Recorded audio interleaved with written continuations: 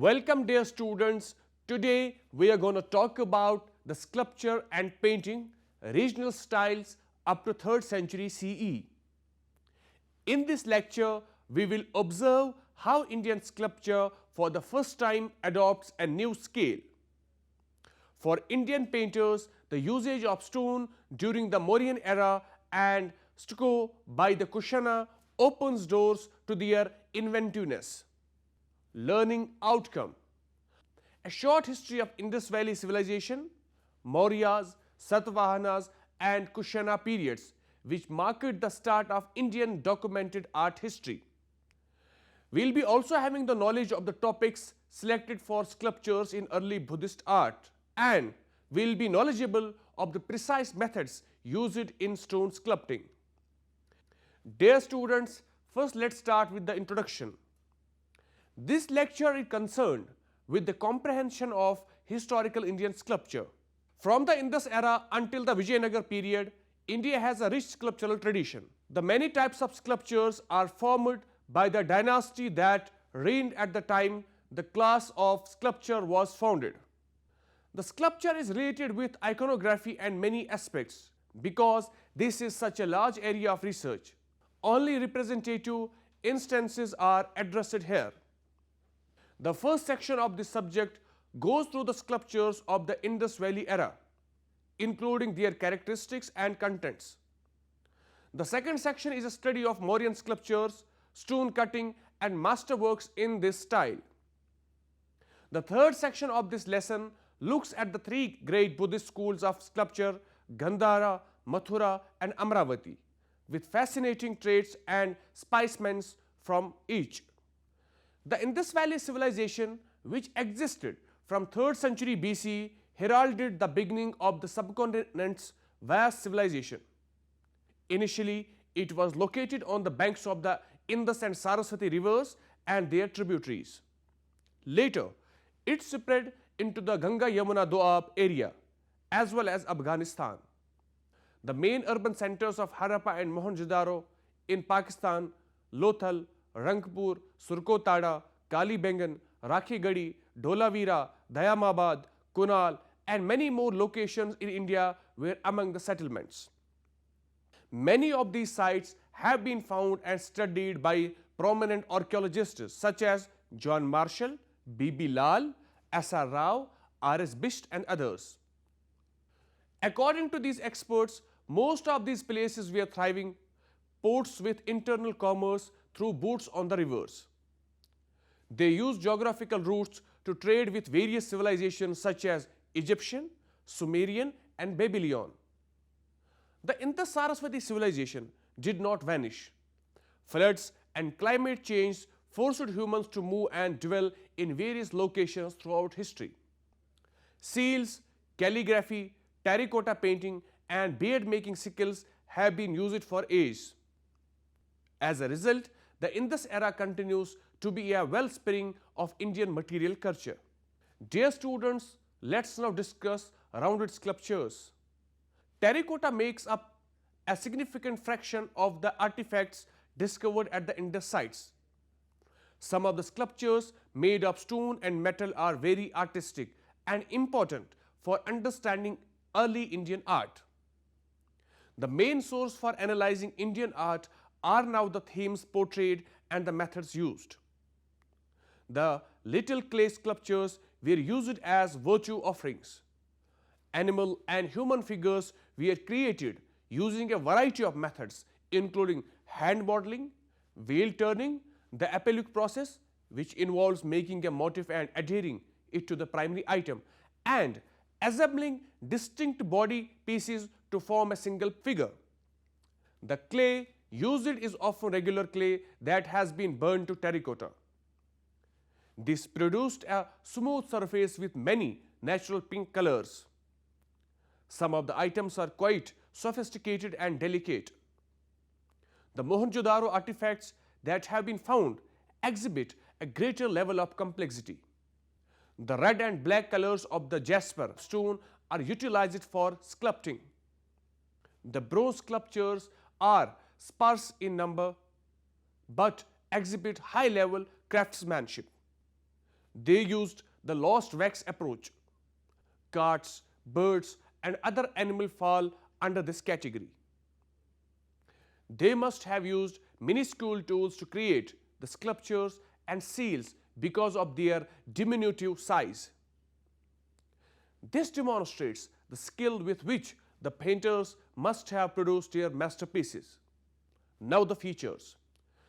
The aspect of style in art is a crucial feature in understanding shifting cultural trends. The Indus seals and sculptures have a distinct stylistic identity. The art pieces included everyday goods utilized in urban and rural communities such as ceramics and jewelry. There are references to cross-cultural influences from other civilizations. Now, regional diversity in the Indus Valley civilization is seen through the art objects available in different regions, but a variety of sculptures, jewelry and seals are found in Harappa, indicating that there was a demand for art objects in cities. The work quickly attained a level of metropolitan sophistication. The items from Harappa and Mohenjo-daro are of a high quality and are classified as metropolitan style. Regional locations such as Lothal, Kalibangan, and others made art items out of locally accessible materials. The shift in material use resulted in modifications in size and design. In contrast to the intricate process of subsequent Indian art forms, the fundamental characteristic of Indus art is simplicity. The bodily parts of the figurines of animals and people are treated in a lifelike manner, and they are expertly modeled in stone, terracotta, and bronze. The Indus period's well-defined objects, whether they are depictions of a human figure or a tree, are another significant artistic trait. The little figurines have a ceremonial function. In a cutting-edge method, the animals are shown turned in profile rather than from the front. This demonstrates how to approach figures naturally. The expressive animal forms exude a sense of power and vitality. There are bull, dog, horse, ram, pig, rhino, and monkey representations among the animals. Bull imagery may be seen in sculptures and on seals. Whatever they produced, it served a purpose. The statistics were created in accordance with the preferences of the Indus people. Dear students, let's now talk about the sculptures. Some of the significant sculptures discovered at various Indus Saraswati Valley sites include bronze dancing girl, chariots, carts, busts of praise kings, bulls, rhinos, dogs, horses, rams, monkeys, birds, image of mother goddess, other female figures, male figures, and male heads, torsos, and heads. Description of some of them will be discussed. Bull. Out of all the animals shown in the terracotta, the bull is frequently done so in a realistic and aesthetic manner. In the sculptures, specimens of both humped longhorn and humpless shorthorn bulls are shown. This suggests that these bulls were common across western India, all the way to Balochistan. The painters may have carefully researched animal behavior and analyzed the anatomy. The emotions and postures that they caught in some of the instances make this clear. A bronze bull from Kalibangan exemplifies metal art's flexibility. Bull is afterwards made into Shaiva's conveyance in artistic traditions and is positioned at the temple's entrance. Additionally, we get to witness moving heads on fragmented figures as well as just the heads of bulls. Dog. Similar to sculptures of cattle, there are many representations of dogs made of terracotta, copper, and bronze. They are a fascinating class that only becomes significant in the Indus civilization. They were most likely kept as pets since they were often seen with straps around their necks and tied to poles in a few instances. The Pyria family is said to be represented by its upright tail and outstretched tongue. It demonstrates that the painters took great effort to accurately depict each breed of dog. It is clear from the wide diversity of dogs that the Indus people valued animals highly in their daily life. Rhinoceros. The figure of the rhinoceros from Lothal is lifelike and was likely created using a multiple piece process, which means making the parts separately and then attaching them with binding. Interesting aspects of this sculpture are its sturdy torso, short, robust legs, single horn, and lips with nail marks. Mother Goddess. Mother worship has a long and continuous history in India. The reverence for mothers is one of the best aspects of Indian culture. The earth was considered as mother in the agrarian civilization. In Harappa and Mohenjo-daro, several clay figurines have been discovered. These figurines are characterized by characteristics including standing figures with their legs apart and complex headdresses, loincloths, and necklaces of various sorts. This is proof that the religion persisted throughout later Indian history and thrived in the Indus Valley. In India, the mother goddess is still the protector of the home and hamlet, preside over childbirth and everyday necessities. The Gram Devata, tutelary god of every village, tradition is still very much alive in Indian cities and villages. The Gram Devata idea is related with many manifestations. The prevalence of mother goddess sculptures in all periods of Indus civilization demonstrates that the mother goddess was a popular cult of the Indus Valley culture, but not in the Indus Empire's southern and eastern regions. Harappa and Mohenjo-daro have several mother goddess figures, although Kalibangan, Lothal, Surkotada, and Dholavira have not. Bust of the priest king. This is the most notable male figure in the Mohenjo-daro bust of a bearded man. Since its discovery, this statistic has been analyzed and re-evaluated several times, yet it remains a mystery. Its artistic background is difficult to ascertain. This sculpture is distinguished by its formality, short beard, and combed back hair, use of inlay and trefoil pattern. It may be seen in the yoga posture, with the broad neck and thoughtful demeanor. This male bust of the priest king god is undoubtedly an Indian invention, both artistically and philosophically. Male torso. Two little male torso figurines without heads made of grey limestone from Harappa stand out for the method used to create them. One of them is a picture with a twisted body that is easily identified as a dancing figure made by an artist's mature hand.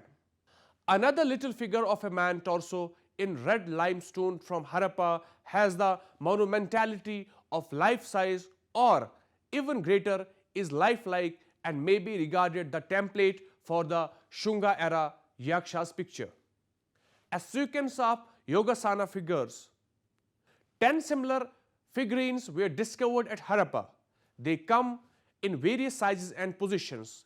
They all like physical activities, and some of them seem introspective with Namaskara Mudra or folded hands.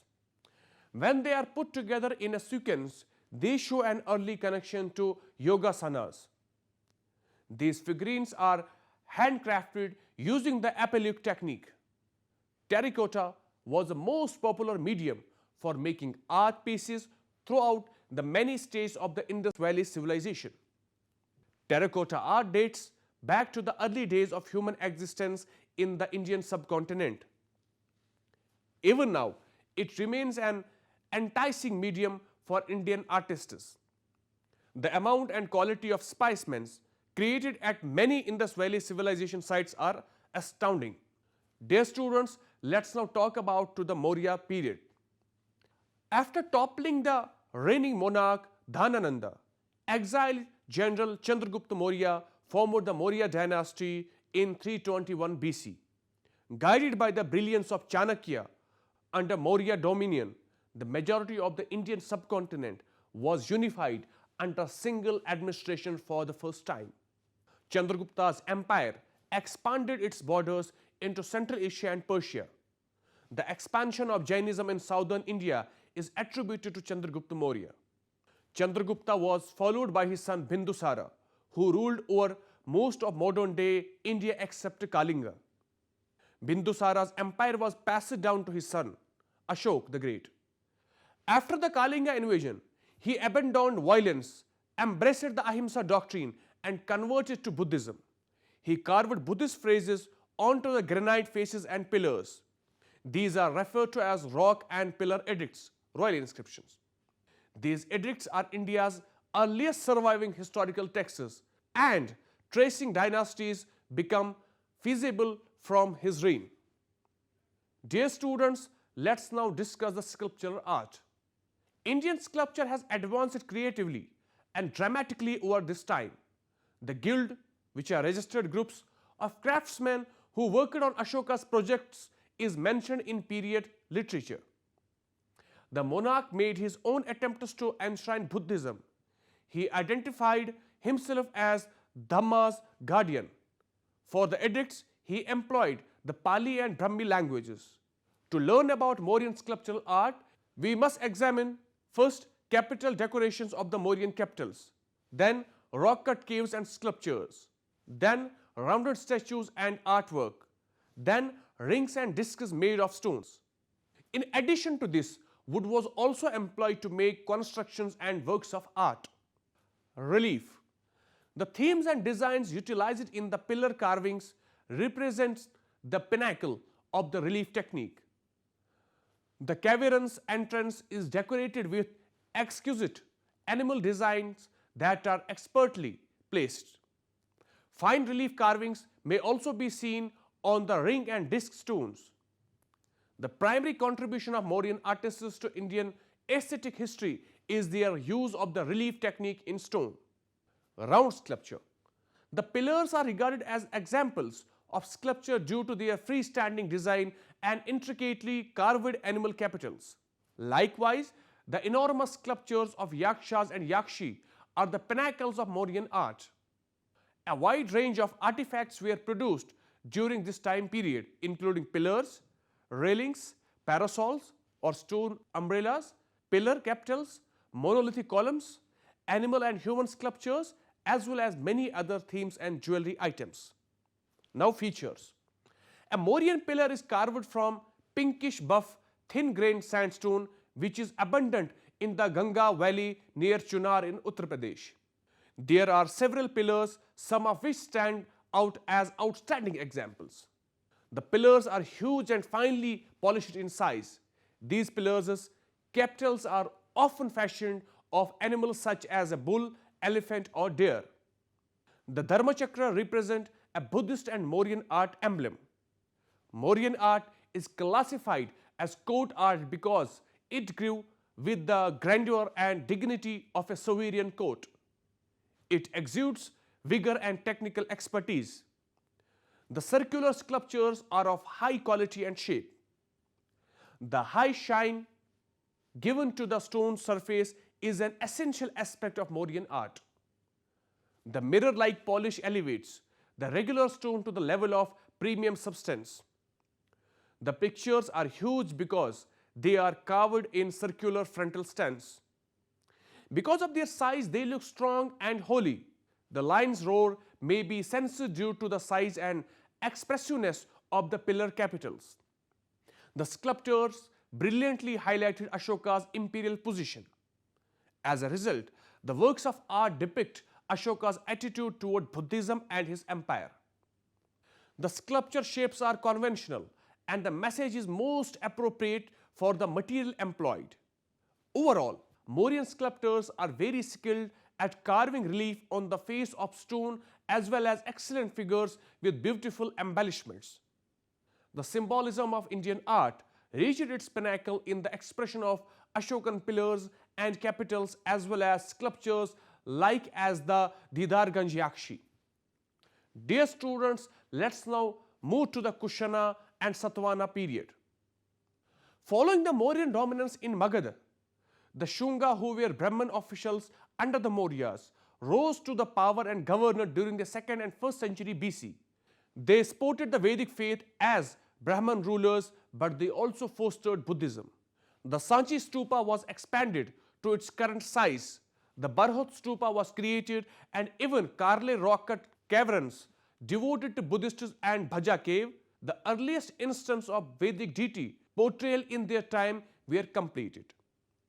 In terms of style, the Shunga era sculptures are really Indian in influence and quite magnificent. From 170 BC through the early 2nd century, North India was ruled by a new political authority, the Kushana, who were a nomadic tribe that migrated from the Tarim region in Central Asia and quickly established an empire in northeastern India. They interacted with Greeks and Romans. Their civilization blended nomadic Indian and Greco-Roman components. The Kushanas developed as a great kingdom under Kanishka about the year 78 CE. He embraced Buddhism and declared it the official religion. Following the footsteps of Ashoka, he made significant attempts to promote Buddhism throughout the Silk Route and land route between Greece and China. Kanishka was in charge of spreading the new Mahayana branch of Buddhism. He convened various meetings in order to consolidate and expand Buddhism. One of his most significant accomplishments was the introduction of the picture of Buddha. Prior to Kanishka, Buddha was revered in stupas as symbols. Kanishka produced a golden coin on which the image of Buddha appears for the first time. Following that, Kanishka commissioned artists of Greco-Roman origin to construct the image of Buddha as well as narrative sculptures depicting Buddha's life. He also had his photos printed in big proportions. During Kanishka's and his successors' prosperous reigns, two schools of sculptural representations known as Gandhara and Mathura flourished in northern India. Gandhara was the capital city of the Kushana monarch, while Mathura was another capital in the Kushana Empire. These schools have created different things in various art styles, which we shall go through in depth. At the same period, a different dynasty known as the Satavahanas from South India began to reign. The current Andhra Pradesh became the hub of their operations. They were one of the longest dynasties, ruling from the 2nd century BC to the 2nd century AD. They were in charge of starting a dazzling new era in South Indian history. Hala, the author of the well-known book Gatha Saptasati, is one of the dynasty's well-known monarchs. Vishishtaputra Pulumami, among others, and the renowned conqueror Gautamiputra Satkarni. Despite strongly promoting Buddhism and Jainism throughout their empires, they adhered to the Vedic faith. As a result, we can see the development of Vedic, Buddhist and Jaina art and architecture across their kingdom, which spanned from central India to the south. Along with Andhra Pradesh, Maharashtra and Karnataka were also under their authority. They built the renowned Amravati and Nagarjuna Konda stupas, which were the major pilgrimage sites in ancient India. From here, the renowned Amravati school of Buddhist painting is born. Dear students, let's now talk about the sculptural art. The Kushana kings produced exceptional works of art due to their historical context and artistic inspiration. Located in the heart of the Kushana Empire was Gandhara. Additionally, it served as a hub for commerce and a gathering point for Silk Road traders. Kanishka brought Buddha statues created in Gandhara and a strong Greco-Roman influence into his domain. Similarly, Indian sculptors in Mathura produced Buddha images. Features. First, now let's talk about the Gandhara school of art. Gandhara school sculpture depicts Greco-Buddhist art stylistically. The sculptures are highly delicate and lifelike, which is one of the most fundamental characteristics of this art form. The Buddha and Bodhisattva statues exhibit excellent iconography in a modern manner. The Gandhara sculptures resemble the oldest depictions of the Buddha.